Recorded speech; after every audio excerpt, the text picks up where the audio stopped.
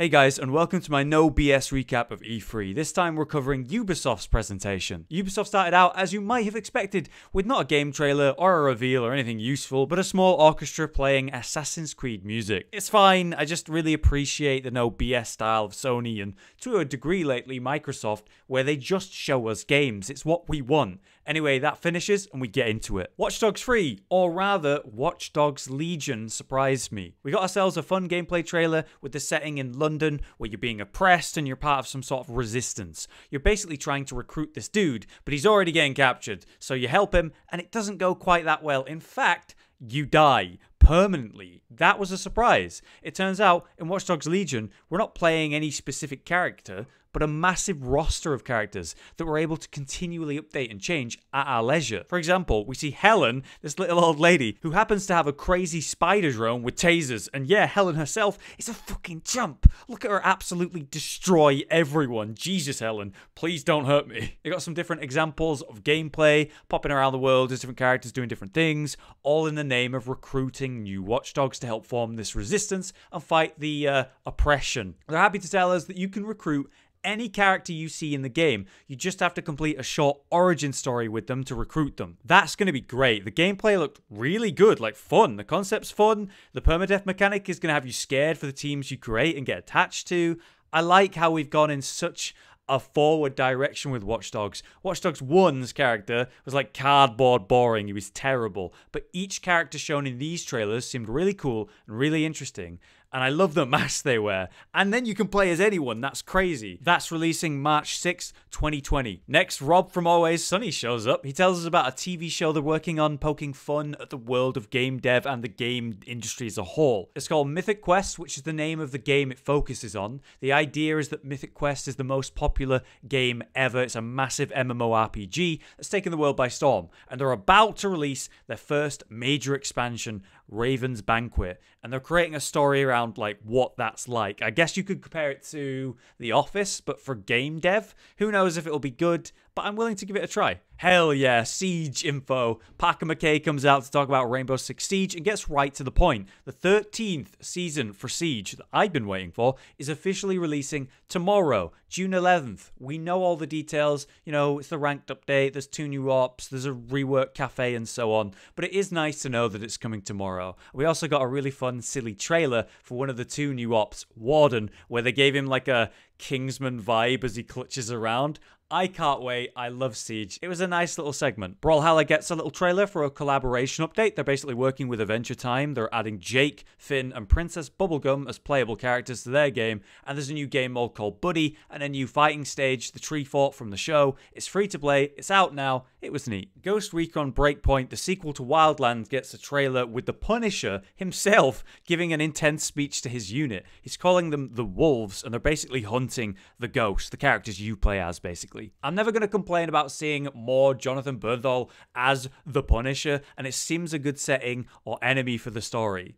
Jonathan himself comes out on stage to talk more about it, and he even brings out a cute doggo. Look at that doggo. It's very tired. Is it just me, or are those boots surgically attached to Bernthal? I never see him without them. We get a gameplay trailer after this, which looks like an updated Wildlands, which is, you know, fine with me. And then Laura Cordray, a community dev, comes out to talk about the game, mentioning how AI teammates for solo players will be a thing, which I didn't know it wasn't. And she also talks about their forums, which seems a bit strange to take up time during, you know, the presentation. The release date for Breakpoint is set as October 4th, 2019, and it's getting a beta in September on the 5th. They also showed a teaser for some kind of Terminator thing. It's literally just a Terminator face, so I don't know, maybe it's a skin or like an enemy you have to fight. Who honestly knows? Next was a gameplay trailer for a Ubisoft mobile game. Hey, it's a Siege thing again. Looks like Siege operators in an XCOM style mobile game with some new operators that aren't actually in the original game as well. And also, one of the operators was Sam Fisher. It's an interesting art style on this one. Maybe it's a good game. I wouldn't know. I don't play mobile games. The name of it is Tom Clancy's Elite Squad.